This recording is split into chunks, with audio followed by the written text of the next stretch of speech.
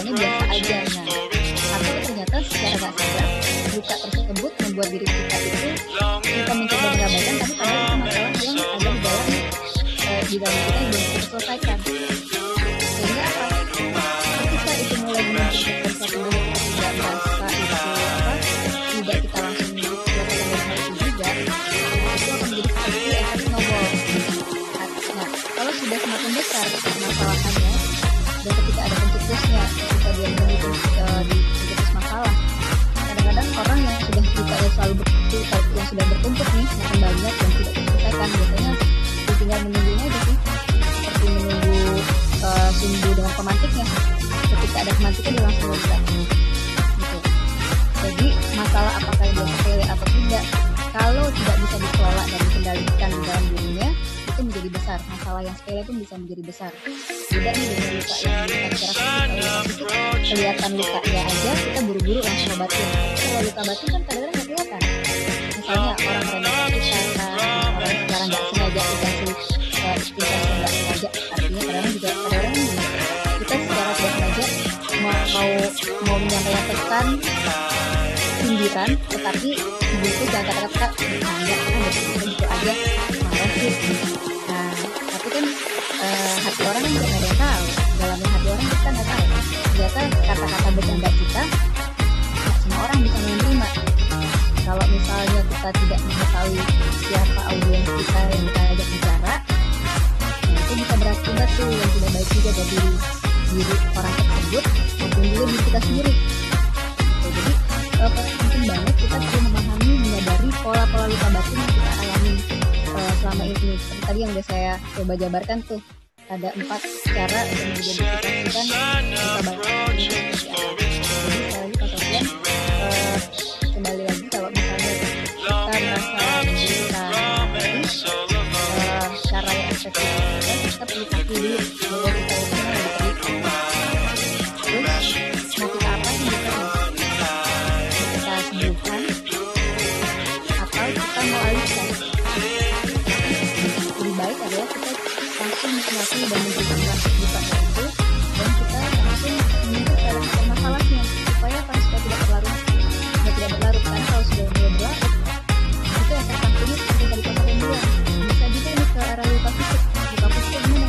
Kalau orang yang terlalu banyak pikiran, orang yang terlalu punya masalah hidupnya, entah dia nggak bisa tidur, bisa juga menyebabkan sakit jantung, sakit hati, stroke dan sebagainya.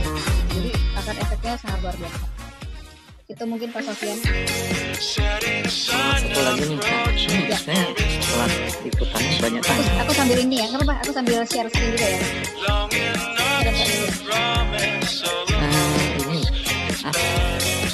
kalau luka batin kan biasanya kan ada si pelaku objek. Apa pemulihan itu? Apakah pemulihan itu lebih cepat dengan objek orang yang melukai dia melakukan konsolidasi itu lebih cepat pemulihannya ya daripada dibandingkan diri kita sendiri mengakui adanya luka batin. Kita harus akui itu lebih sulit ya. Apakah betul seperti itu? Oke, jadi pertanyaannya bagus banget oleh Pak Sofian. Apakah kemungkinan lebih besar pemulihannya itu kalau ada orang lain yang bersalah sama kita itu langsung bilang minta maaf dan dengan diri kita sendiri kita langsung pulih gitu ya Pak Sofian ya. Betul. Nah, sebenarnya itu yang lebih efektif menyembuhkan luka batin itu adalah dari diri kita sendiri. Kenapa saya bilang itu? Kadang kalau kamu menunggu orang lain, objek yang kita tunggu ternyata nggak sesuai dengan harapan, itu kembali tambah luka lagi, gitu. Nah, tapi kalau misalnya saya tidak mau mengizinkan diri saya untuk berlarut pada masalah kita memanage pikiran kita seperti itu tuh, seperti yang digambarkan ini, sadari kalimat apa yang digunakan saat marah. Semua salah saya. Aku capek kalau terbangun karena saya ini kalimat-kalimat seperti ini. Sebenarnya kata-kata keluhan ini membantu kita ini sebagai clue nih, sebagai clue kita bahwa kalau kita sudah bisa menyadari kalimat-kalimat apa yang kita gunakan untuk diri kita sendiri, tetapi kita bisa langsung menyadari bahwa ini perlu kita perbaiki. Beda halnya kalau kita udah menyadari tapi kita tidak mau memperbaikinya, beda halnya tersebut gitu. Kalau kita sudah sadari kalau masalah kita sudah murah, terus kemudian yang ketiga nih, kata-kata yang kita bilang saat lalu. Nah, kita juga perlu juga mengakui pengalaman apa sih yang kita bahwa segala pengalaman apa yang mungkin kita meyakini bahwa segala hal ada tanggung jawab kita. Artinya adalah kita itu benar-benar melepaskan energi negatif di dalam diri kita sendiri tanpa harus menunggu siapa yang harus mulai, siapa yang harus memperbaiki kita. Kalau kita menggantungkan diri kita pada orang lain yang harus memperbaiki diri kita, saya rasa itu perbaikannya sangat lama, bahkan akan menambah lagi luka-luka yang sebelumnya ada, dibanding kalau kita sendiri kita putuskan bahwa saya saat ini tidak mau berada dalam situasi yang membuat diri saya menjadi semakin terpuruk. Saya harus bangkit, saya harus bisa menyembuhkan diri saya sendiri. Artinya ketika ada orang yang kita benar-benar milik banget. Milik itu berarti kita sudah mau membebaskan diri kita dari segala kita bisa melakukan dan benar-benar kita bisa berkomunikasi lagi dengan masalah yang kita hadapi. Jadi masalah yang ada itu ibaratnya saya ambil istilahnya pegadaian Pak Sufyan. Kan istilah pegadaian menyelesaikan masalah tanpa masalah gitu. Jadi kalau bisa kita punya masalah, kita selesaikan lagi dengan masalah yang ada, itu nggak akan ada ketemu titik terangnya. Tapi kalau kita sudah punya masalah, kita cari tahu solusinya apa, daripada kita mencari lagi masalahnya apa lagi sih. Maksudnya kalau kita punya masalah dalam kehidupan kita dan kita itu menjadi kita bisa identifikasi apa sih akar masalah itu sendiri apa. Jangan kita melihat efek sampingnya dulu. Misalnya kok kita jadi cepat marah ya, kok kita jadi cepat tersinggung ya, itu efek sampingnya, akibat-akibat. Tetapi kadang-kadang orang melupakan root masalahnya atau asalnya apa sih membuat kita seperti itu menjadi lebih gampang marah, lebih tidak bisa orang lain. Masalahnya di mana? Jadi perlu memahami sekali luka batin menyebabkan pola konflik dan mau nggak kita menyelesaikan masalah tersebut sehingga penyelesaiannya menjadi lebih jauh lebih cepat daripada kita bayangkan dibandingkan dengan kita menggantungkan penyembuhan kita pada orang lain. Satu lagi, luka batin dengan sakit hati identik. Sama ya. Dan sakit hati kan luka juga. Iya. Luka batin dipendam bertahun-tahun, sekian lama kali ya. Kalau sakit hati bisa aja, sakit hati dia ngomong wah sakit hati sama dia nih. Setelah itu dia nggak disimpan gitu ya. Mungkin ada beda. Orang sakit hati itu kan bisa juga dia menyimpan luka. Jadi ibaratnya kayak orang ketika orang punya luka batin dicoba dialihkan. Akibatnya apa? Ternyata kita sebenarnya nggak bisa sama orang tersebut, tetapi kita coba rasionalisasi, tapi kita nggak selesai ini. Akhirnya apa yang dilakukan oleh orang tersebut dan kita semua salah. Jadi intensitasnya sama kok. Melukai secara batin, sakit hati kan yang kena kan batin itu lebih hati. Jadi sakit yang berada di batin, sakit yang berada di hati. Oke, terima kasih Kak. Sama-sama Pak Sofyan. Oke, aku lanjutkan ya. Yang keempat, coba aku siapa nah ini. Coba aku siapa orang yang paling kamu benci atau paling gak kamu suka. Lihat aja untuk jadi cara untuk mengidentifikasikan luka batin sekali lagi adalah pertama, sadari pola yang berulang pada diri kita sendiri. Kedua, sadari kalimat apa yang digunakan saat marah. Yang ketiga, kata-kata apa yang sering kita gunakan saat mengeluhnya. Yang keempat, coba arti siapa yang orang paling kita benci dan membuat kita terhati. Dengan cara-cara seperti ini, kita bisa tahu nih bagaimana melihat masalah di dalam hidup kita yang melukai hati kita apa aja sih. Kita benar-benar mengakui, kita benar-benar dengan ikhlas kita pengen ketika kita ingin ada kesembuhan dalam diri kita gunakan cara-cara empat ini dan kita katakan bahwa kita mau selesaikan masalahnya gitu. Tapi kalau misalnya kita udah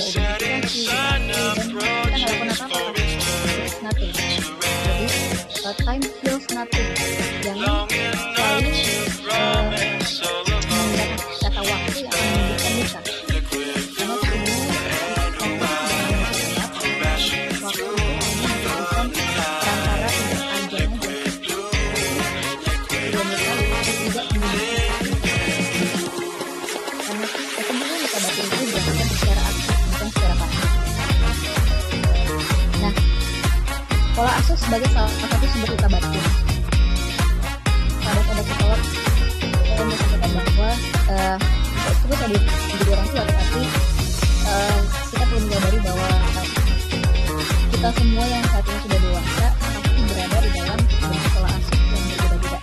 Karena kita mempunyai latar belakang keluarga yang berbeda-beda, pengalaman dari orang tua yang berbeda-beda, kemudian pengetahuan dari yang berbeda-beda, sehingga pola asuh yang kita rasakan sama orang tua pasti juga tidak sama dengan orang lain. Tetapi kalau pola asuh yang diberikan kepada kita sosial dan ada kesalahan atau orang tua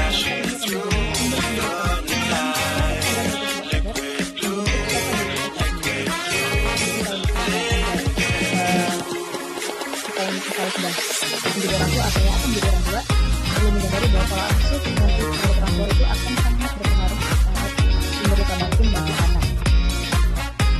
Kenapa? Karena anak itu harus diciptakan adanya kelekatan dengan orang tua. Jika kelekatan itu tidak ada dibentuk dari orang tua, maka ikatan emosional yang dikembangkan tidak kuat.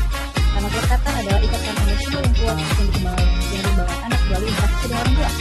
Kelekatan merupakan sebuah proses yang diusahakan melalui proses pengasuhan yang intim.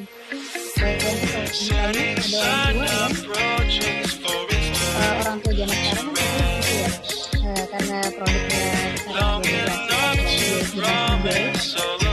mungkin orang tua produktif sehingga tinggal melakukan proses karena penampilan sesuai dari fiturnya. Kadang-kadang ini juga menjadi sebuah bagi anak yang tidak hubungan pola asuhnya pada orang tua. Karena perkembangan sisi mental dia ke depannya. Jadi jangan kira kalau anak-anak dibercandain atau bisa kita takutin padahal kita ngerasa itu supaya jadi sumber lucuan kita. Nah ini sih bisa berpengaruh ya ke dewasa. Misalnya nih ada saya temukan pasien atau kita pernah dibercandain dengan hal yang menjijikan dari binatang.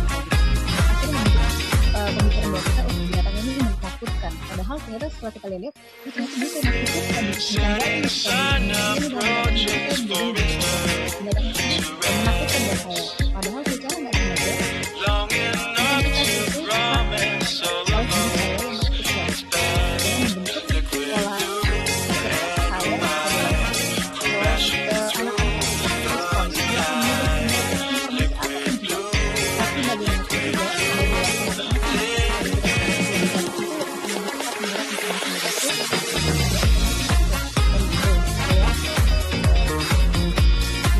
child yang terluka adalah akar masalah orang dewasa. Banyak orang yang tidak menyadari dan terus tumbuh menjadi dewasa tanpa mengenal luka batin yang dirasakan oleh anak kecil di dalam dirinya sendiri. Orang-orang yang ada inner child-nya terluka cenderung menunjukkan masalah dari kepercayaan, keyakinan, perilaku adiktif, kompulsif, hubungan saling berkepentingan, mudah tersinggung, mudah marah, sering berteriak, dan mudah memutus relasi sosial. Karena ketika pada merasa terhubung, termotivasi dan ikatan pada masa anak-anak itu adalah sumber luka bagi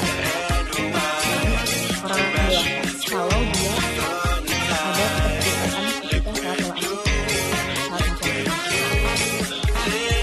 Nah ini adalah kita coba menjaga keseimbangan mental dan sosial. Self-care atau peduli pada diri sendiri ini akan membantu sekali diri kita untuk menyeimbangkan keseimbangan dengan seperti ini. Aku beli membership gym tapi saya dipakai sekali. Aku beli masker wajah tapi dompet sampai kosong dan macam itu. Jadi self-care itu bukan alasan untuk melarikan diri dari hidup kita.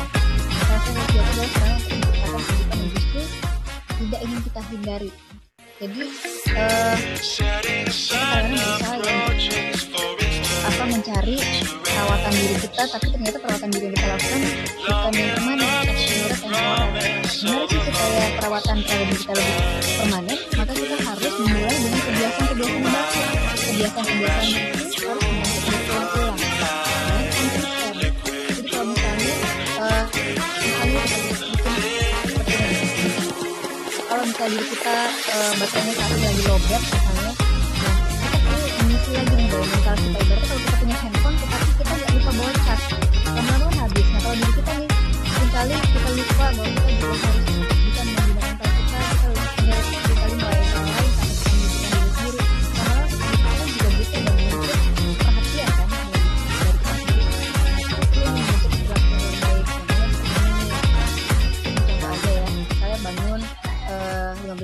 awal, terus 5 menit bisa meditasi, pernapasan, berdoa, misalnya. Nah, semacam ini, tetapi kita harus secara konsisten akan menjadi kebiasaan yang baik, dan kebiasaan itu menjadi sebuah karakter kita. Jadi kalau misalnya kita lakukan ya udah sekali, nanti 2 kali, kalau misalnya kalau ya udah. Nah, itu harus dilakukan berulang, dilakukan secara okasional atau transaksional atau situasional, bukan seperti itu, tapi dilakukan benar-benar secara konsisten.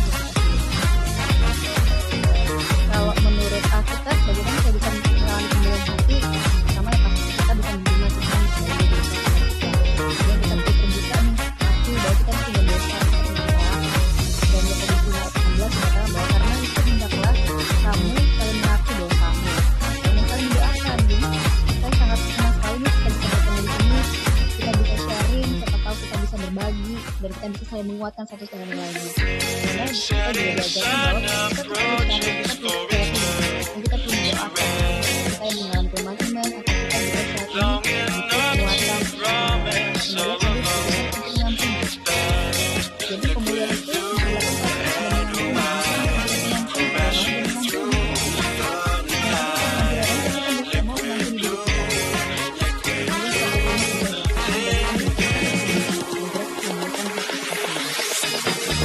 itu aja yang mau saya sampaikan sore hari ini. Siapa lagi yang mau bertanya, saya persilahkan. Semoga bermanfaat sharing yang kita lakukan di sore hari ini.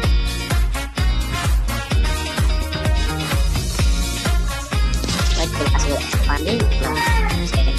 Mungkin dari teman-teman yang ikut join dalam Zoom psikolog hari ini, mungkin ada pertanyaan atau ingin sharing, kami persilahkan.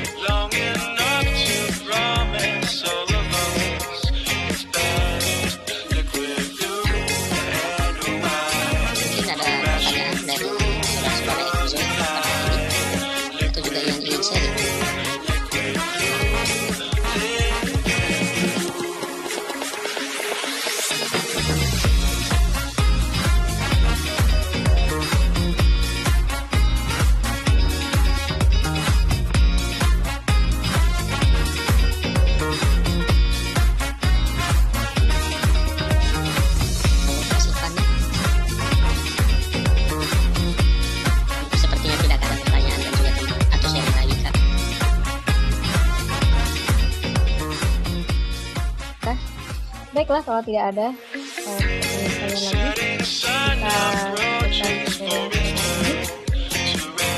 saya ucapkan terima kasih bagi Pak Sofia yang sudah memberikan pertanyaan yang bagus dan luar biasa. Jadi baik kita semua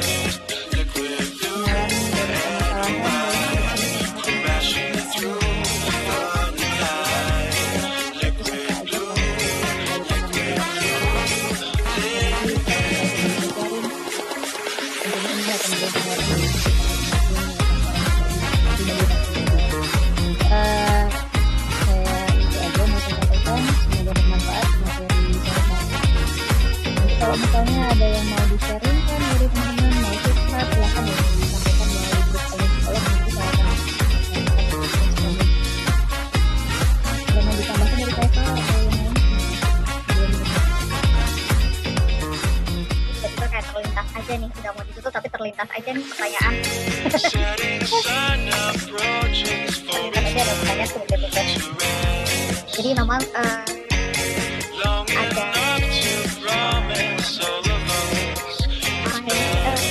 benar kelihatan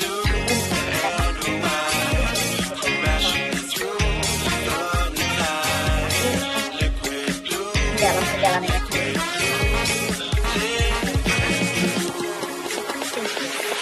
Tidak memaafkan orang tersebut, tidak memaafkan orang tersebut, tetapi ya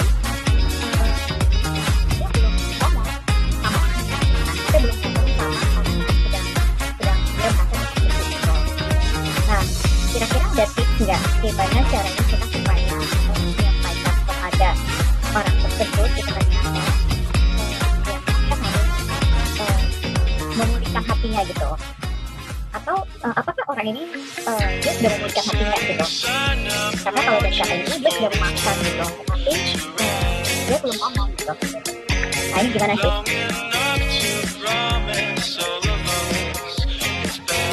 Baik, terima kasih Kak Esa. Forgive but not forgotten. Ya.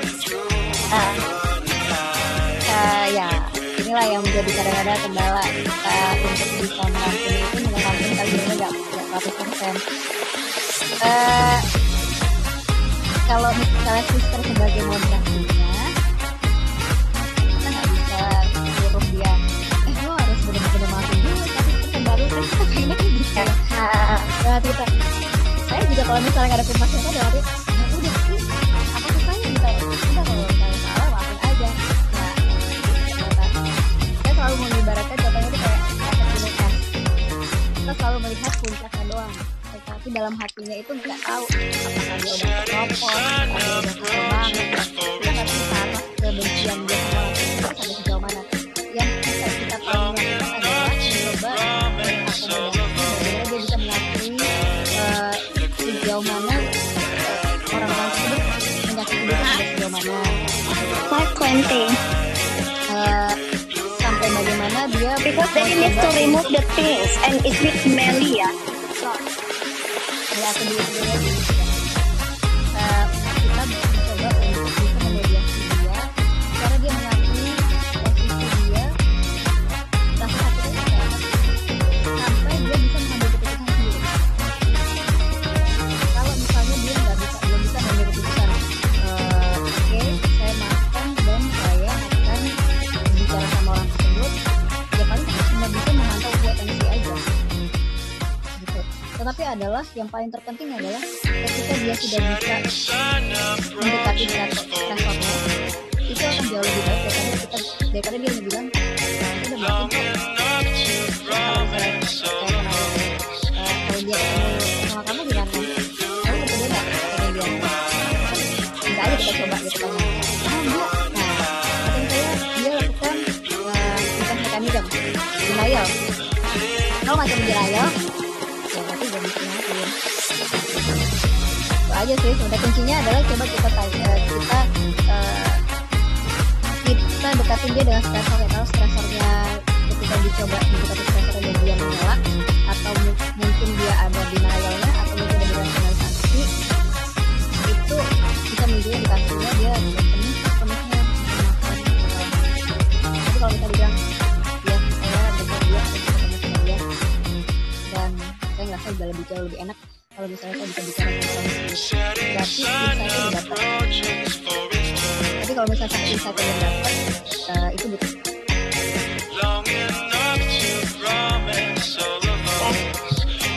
Baik pasif. Oke. Halo Kalita, dari Jaini. Halo. Kalita, kita lagi bahas menimbulkan luka batin nih. Ada mau kasih masukan pertanyaan? Saya ikutin aja. Ya memang sih kalau luka batin itu tergantung kapasitasnya ya. Ada yang levelnya ringan, medium, atau berat. Kalau level ringan paling cuma berapa bulan itu selesai. Level medium butuh proses, mungkin bisa berbulan-bulan atau bertahun. Kalau level berat berarti itu bisa bertahun, itu bisa belasan, puluhan tahun. Itu semua bisa disembuhkan. Bisa disembuhkan, tetapi dengan cara menerima itu, kita menerimanya dulu, kita menerima untuk diri sendiri. Sewaktu kita udah bisa menerima dan kita memaafkan, kadang-kadang nggak perlu bicara sama orang yang kita maafkan itu. Tetapi kalau udah bisa menerima dan juga mengakui kekurangan kita, mengakui kesalahan kita juga, karena kan luka itu kan sebab akibat ya. Kalau luka batin itu ya dua-duanya terlibat ya. Tetapi ya itu lagi sendiri dulu. Karena kalau misalnya kita kita sudah bisa melihatnya dan juga mempelajarinya, kadang-kadang kalau udah kenal luka batin, kadang-kadang emosi keluar dulu ya Kak. Gimana Kak Silvana? Ya, memang kalau dari luka batin pasti efek sampingnya adalah macam-macam kondisi reaksi. Jadi kan di dalam tahapan emosi itu kan akan kita rasakan apa yang kita pikirkan hati. Itu kan tahapan-tahapan supaya kita bisa berhubungan orang lain. Apa yang kita rasakan tergantung nih, kalau misalnya perasaan kita terlalu banyak yang emosi negatif, berarti kita ada permasalahan dan kita rasakan reaksi-reaksi yang timbul kan kalau terlalu banyak perasaan emosi, perasaan yang negatif, perilakunya itu banyak hal yang tidak bisa sesuai dengan kondisinya, misalnya marah, tersinggung, emosi luka batin itu terjadi sebenarnya jauh-jauh dari kondisi yang kita rasakan sehari-hari. Kalau kita dilihat dari secara runut lagi, luka batin itu sebenarnya diasuh oleh orang tua atau pendapat asuh, misalnya diabaikan ketawa atau misalnya tidak sayang, itu bisa jadi luka batin. Ini tidak bisa dewasa kondisinya akan terjadi kalau tidak bisa dikendalikan, tidak bisa disalurkan dengan baik nih rasa emosi negatif, kalau tidak bisa diakui. Tadi kan saya juga sudah menjelaskan bahwa kita tuh perlu mengakui hal-hal apa sih dalam diri kita yang kita rasa dengan baik, itu harus kita akui. Semakin kita bisa mengakui emosi negatif dalam diri kita, semakin lebih enak jadi memang kalau luka batin kita semakin sedikit, maka jurang kita untuk melihat atau memandang sebuah masalah itu akan menjadi luas. Jadi kalau luka batin kita semakin luas, maka secara menyelesaikan permasalahan kita semakin sedikit. Poinnya. Iya, apa yang dikatakan Kakak Silvana memang benar ya. Satu, tadi juga ya, saya koreksi bukan mengakui. Karena kebanyakan luka batin itu terjadi itu karena pola dari orang tua kita. Dan orang tua kenanya juga dari orang tua dan orang tua, makanya dikaitkan dengan ketakutan yang harus kalau tidak dituntaskan itu bisa mencapai. Nah, bagaimana sih kita mengatasi luka batin itu? Buka diri aja. Kalau aku sih jujur aja buka ya, pengalamanku sendiri ya, buka dalam arti tidak hanya dengan satu komunitas, tetapi banyak komunitas. Belajar, kalau kalian tidak bisa mendapatkan dari keluarga kalian, kalian cari dari situ kalian nanti akan belajar formula yang di sini saya juga menemukan suatu inspirator di media sosial, yaitu juga berhasil mendidik anak sampai anak itu bisa mendapatkan beasiswa ini di luar negeri ya. Nah, saya banyak terbantu dengan beliau dan saya juga banyak terbantu dengan bergaul beda bangsa, berbagai bangsa. Dari situ saya melihat gitu, karena kan kita ini sih sering dikasih paket belak kama ya. Kalau misalnya kita tidak berbuat tidak berbuat jahat akan ada karma, atau enggak misalnya kamu tuh menyakiti orang bisa juga jadi anak atau orang tua sakit itu. Jujur itu saya tidak setuju ya. Karena apa? Saya bisa melihat perspektif berbeda dari orang dari pergaulan yang saya alami dengan berbeda bangsa, dan itu sangat mempengaruhi saya. Di sini mungkin luka batin saya itu adalah dan saya mengerti beliau dibesarkan dari budaya kompleks dan beliau dibesarkan dari keluarga yang bercerai dan bercerai ya, bapak mamanya, dan juga dia dididik bukan mamanya dan bapak mamanya, dia dididik oleh keluarga yang lain, dan itu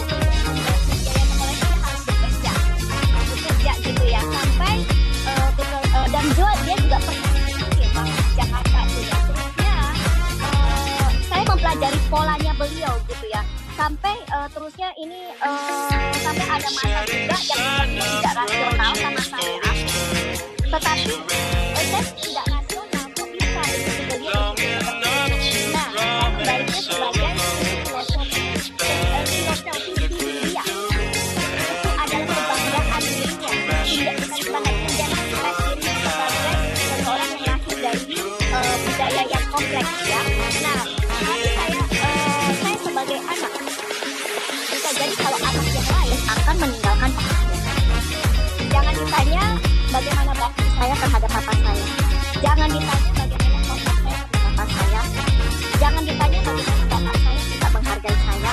Tetapi tetap dia adalah bapak saya. Dan saya banyak formalitas buat bapak saya sampai sekarang.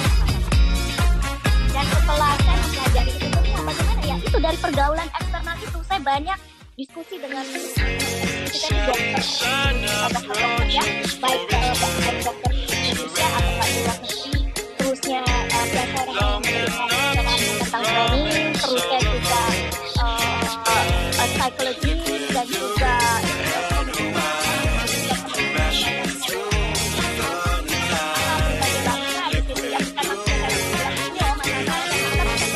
saya pelajari dan pada akhirnya setelah saya mengakui itu, buat diri saya menerima dan mencoba untuk memberikan keterangan diri kita aja yang bisa kita ikuti. Jangan mengharapkan seseorang yang membuat luka batin kalian itu berubah. Diri kita aja yang berubah. Diri kita. Dan jujur apa ya, ringan, mudah. Walaupun saya nanti mengiklankan semuanya, mengiklankan dalam arti gini, apa saya ini kan akan bergerak kemana saja. Saya sudah sedikit menjadi keluarga. Kami anak-anak biasa saja. Dan di sini pun saya juga saya tidak mengharapkan atau bergantung dengan kata-kata saya. Cuma saya menyayangkan orang-orang ini, dan di situ saya bisa belajar kalian semua hanya tertarik. Tapi pada masa saya lagi titik lemah dan tidak apa-apa. Itu juga terjadi luka batin saya, tapi saya tidak efek dengan diriku ya. Sewaktu saya sudah mengikhlaskan, waktu saya sudah cakap sama papa saya, jual semua harta-hartamu dan bahagiakan dirimu, ternyata ada kata-kata filosofi hidupnya itu yang akhirnya saya bisa mengerti, saya pahami. Ya sudah, saya ikhlaskan. Saya sama adik saya ikhlaskan semuanya. Karena apa yang terjadi ya sudah stop. Selama ini kami bisa mengatasinya hidup, dan sekarang ini papaku lumayan ada sana. Tapi jujur aja ya, saya di Kuala Lumpur ringan, nggak ada beban, terusnya apa yang saya bisa lakukan sekarang sih, saya lagi melakukan home care di rumah, terusnya semua selesaikan lewat online. Dan sudah datang memberikan pengobatan, dan adik saya hanya merawat bapak saya gitu ya. Jadi segala yang berbau-berbaukan administrasi, terus bagaimana mengkomunikasinya itu dapat dilakukan sampai segala yang saya lakukan dari solusi. Karena saya tahu kapasitas batas adik saya. Hal yang misalnya saya lihat ringan belum tentu buat adik saya. Menghadapi bapak saya juga tantangan buat dia. Saya tidak adil kalau saya berikan yang lainnya. Jadi itu luka batin saya untuk bapak saya sudah tidak ada lagi, hilang berbekas. Dan karena itulah sekarang saya lagi membagikan banyak artikel ya di medsos, dan itu juga ringan. Saya kemana-mana enjoy my life ya, karena saya juga punya 2 anak, jadi saya benar-benar setting balance ya, tidak mencoba menjadi drama sedih lihat gitu. Tapi ini semua butuh proses ya, dan itu yang namanya belajar dari experience. Ya, salah satunya dari Kak Silvana ini, perbaiki diri kalian, perbanyak ilmu, berjalan, jangan ada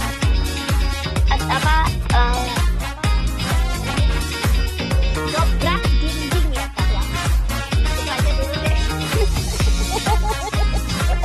Saya senang sekali kalau bisa Kalita bisa sharing juga, jadi banyak pengetahuan juga dan pengalaman yang bisa dibagikan oleh Kalita. Thank you banget untuk sharingnya Kalita, pengalaman masa kecil Kalita, dan juga hal itu jadi bisa juga saling menguatkan kita, karena walaupun cari masalah tapi kita bisa lihat sesuatu. Jadi benar nih yang dikatakan, intinya adalah ketika kita bisa jujur, aku ikhlas dan